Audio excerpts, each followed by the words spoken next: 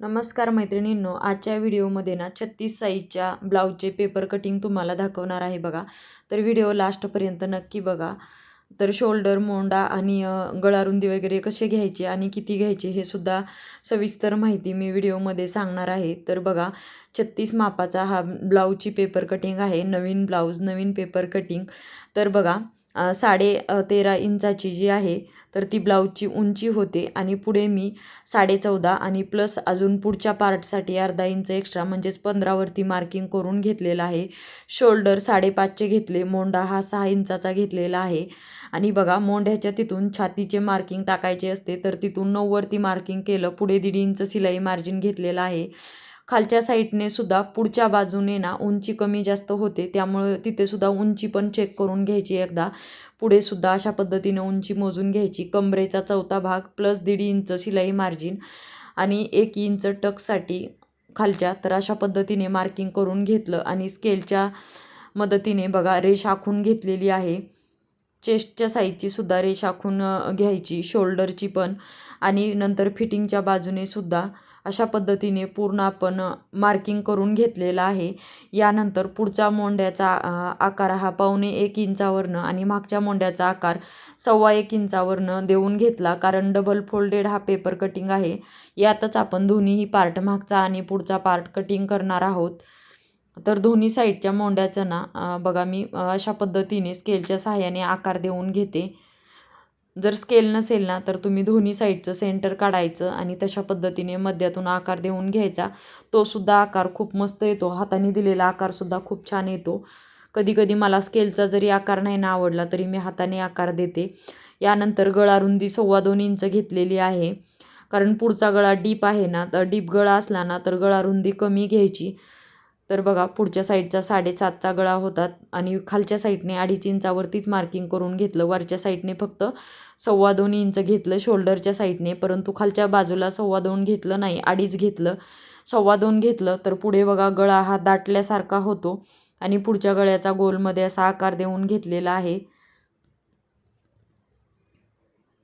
तर बघा, काही काही लेडीज काय करतात, पेपर कटिंग असेल ना तर त्या पद्धतीनेच कटिंग करतात, परंतु मी नवीन ब्लाऊज असेल ना तर नवीन मापाचे पेपर कटिंग करत असते. कारण फक्त चेस्टचं माप जरी एक असलं तरी बाकीच्या मापामध्ये खूप बदल होत असतो. त्यामुळे मी नवीन ब्लाऊज असला की नवीन पेपर कटिंग करत असते. तर बघा, यानंतर योगपट्टीचं मी मार्किंग करून घेतलं. दोन्ही साईडने आधी 2.25 इंच मार्किंग करून घेतलं आणि जी योगपट्टीला आकार द्यायचा आहे त्या साईडने अर्धा इंच वरती एक्स्ट्रा घेतलं, म्हणजे 3.5 वरती मार्किंग केलं. नंतर योगपट्टीवरनं कटोरीचे मार्किंग 5.5 इंच केलेलं आहे 36 साईजसाठी. गळ्याच्या तिथून 1 इंच वरती घेतलं आणि जो पुढचा मोंड्याचा आकार दिलेला आहे तर तिथून 2.5 इंच खाली घेतलं आणि असे हे तिन्ही पॉईंट कटोरीचे जुळवून घेते. बघा, अशा पद्धतीने 3 पॉईंट तयार करायचे आणि मग कटोरीला आकार द्यायचा. व्यवस्थित असा छान आकार द्यायचा, कारण कटोरीला आकार सुंदर आला की कटोरी ही मापामध्ये परफेक्ट बसते. तर बघा, अशा पद्धतीने मी साईड पार्ट आणि योगपट्टीचं आपल्याला मार्किंग भेटलं, पण कटोरी अजूनही आपल्याला वाढवायची असते. तर ती कशी वाढवायची तर ते मी तुम्हाला पुढे सांगते.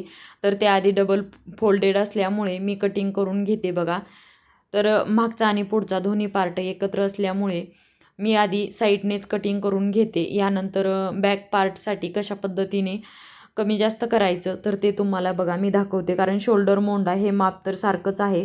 मोंड्याचा आकार दिलेली जी बाजू आहे तर ती मागच्या मोंड्याच्या आकारावरूनच मी कटिंग करून घेते. तर बघा, यानंतर अशा पद्धतीने ठेवून घ्यायचं आणि दोन्ही पार्ट वेगवेगळे करून घ्यायचे. तर बघा, दोन्ही पार्ट मी वेगवेगळे करते. तोपर्यंत तुम्ही व्हिडिओला अजून लाईक केलेलं नसेल तर व्हिडिओला लाईक करा. यानंतर फ्रंट पार्ट मी बाजूला ठेवला तोपर्यंत आणि बॅक पार्टची गळारुंदी घेतली. यानंतर गळ्याची उंची घ्यायची. तर बघा, 9.5चा गळा होता. अर्धा इंच शिलाई मार्जिनसाठी 10वरती मार्किंग केलं. वरच्या साईडने 2.25 इंच, खालच्या साईडने 2.25 इंच घेऊन अशा पद्धतीने क्रॉसमध्ये स्केलच्या सहाय्याने रेष आखून घेतली आणि गोलाकार हा बघा गळ्याला गोलाकार देऊन घेते. आणि अशा पद्धतीने एवढं जे आकार दिलेला आहे तर तेवढं पेपर कटिंग करायचं. आणि फ्रंट पार्टमध्ये आपण 1.5 इंच शिलाई मार्जिन उंचीमध्ये वाढवत असतो, तसं बॅक साईडला उंचीमध्ये 1 इंचच वाढवायचं, 1.5 इंच वाढवायची गरज नाही. त्यामुळे मी तर अर्धा इंच मायनस करते, म्हणजे 14.5वरती मार्किंग करून घेते आणि तेवढं अर्धा इंच जे आहे पेपर कटिंग तेवढं कट करून घेते. कारण यानंतर मागच्या पुढचा पार्ट ज्यावेळेस स्टिचिंग करू ब्लाऊज त्यावेळेस कमी जास्त होतो. तर बघा बॅक पार्ट रेडी करून मी बाजूला ठेवला. यानंतर पुढचे पार्ट आहेत साईड पार्ट आणि योकपट्टी आपण काढून घेऊया. यानंतर मागच्या मोंड्याचा आकारावरून आपण कट केलं होतं तर तो आकार कट करून घेतला. योकपट्टीवरनं योकपट्टी कट करून घ्यायची बघा, साईडला काढून घेतली. यानंतर कटोरी आणि साईड पार्ट आहे जसं आपण मार्किंग केलेलं आहे तशा पद्धतीने कटिंग करून घेते. तर हे दोन्ही पार्ट आपल्याला साईड पार्ट, योकपट्टी आणि मागचा पार्ट हे 3 पार्ट भेटले, परंतु आपल्याला कटोरी अजूनही वाढवायची आहे. तर बघा असा मी कार्डशीट पेपर घेतलेला आहे, कारण न्यूजपेपर नव्हता. कार्डशीट पेपरचं व्यवस्थित राहते कटोरी, त्यामुळे मी अशा पद्धतीने कार्डशीट पेपर घेतला. परंतु ज्यावेळेस मी कटिंग केलं त्यावेळेस लक्षात आलं नाही की यावरती व्हिडिओमध्ये उमटलेलं दिसत नाही आहे जास्त. परंतु यावरती ना मी तुम्हाला सांगते, खालच्या साईडने स्केलच्या साईडने सरळ रेष आखून घ्यायची. दोन्ही साईडने 1.25 इंचावरती मार्किंग करून घेतलं. परत यानंतर दोन्हीचं सेंटर काढायचं आणि सेंटरमधनं मध्य काढल्याच्या नंतर तिथून खाली 1.5 इंचावरती मार्किंग करून घेतलं. आणि बघा स्केलच्या साहाय्याने दोन्ही साईडने क्रॉसमध्ये रेष आखून घ्यायच्या. आणि कटोरीची जी बटनाची बाजू येत असते, हुकलूकची जी पट्टी येते त्या साईडने क्रॉसमध्ये रेष आखून घेतली. आणि जो साईड पार्ट जोडण्याचा कटोरीचा आकार येतो का, तर ती अशा पद्धतीने टेपने वाढवत जायचं. 1/2 इंच, अर्धा इंच, 1/4 इंच, 1 इंच आणि 1.25 इंच अशा पद्धतीने एवढे पॉईंट काढायचे आणि कटोरीला आकार देऊन घ्यायचा. बघा अशा पद्धतीने 36 साईजची आपली कटोरी रेडी झालेली आहे. तर तशा पद्धतीने मी ही कटोरी कटिंग करून घेतली. यानंतर याच मापाची आपल्याला स्लीवची पेपर कटिंग करायची आहे.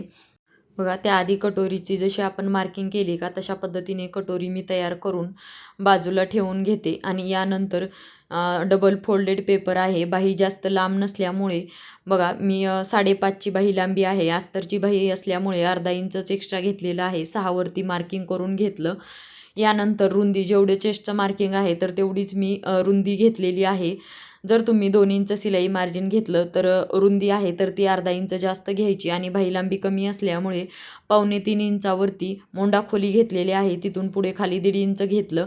आणि बंद बाजूच्या साईडने 1 इंचावरती मार्किंग करून क्रॉसमध्ये स्केलच्या साहाय्याने रेष आखून घेतली. यानंतर दंडघेर, पुढे 2 इंच सिलाई मार्जिन. आणि बघा जी माझ्याकडे बाही कटिंग करण्याची अशा पद्धतीची स्केल आहे तर त्या स्केलच्या साहाय्याने मी मागचा आणि पुढचा जो आकार आहे तर तो देऊन घेतलेला आहे बाहीला. आणि अशा पद्धतीने कटिंग करून घेतलं. यानंतर दोन्ही याचं जी पुढची मार्किंग आहे मोंडा खोली जी आहे का, तर ती ज्यावेळेस अस्तर कटिंग करताना त्यावेळेस मी कटिंग करणार आहे. तोपर्यंत सध्या असंच ठेवलं. बघा अशा पद्धतीने पूर्ण आपले पेपर कटिंग तयार झाले. तर हा व्हिडिओ तुम्हाला कसा वाटला नक्की कमेंट करून सांगा. व्हिडिओला लाईक, शेअर आणि सबस्क्राईब करा. चलो बाय, टेक केअर, धन्यवाद.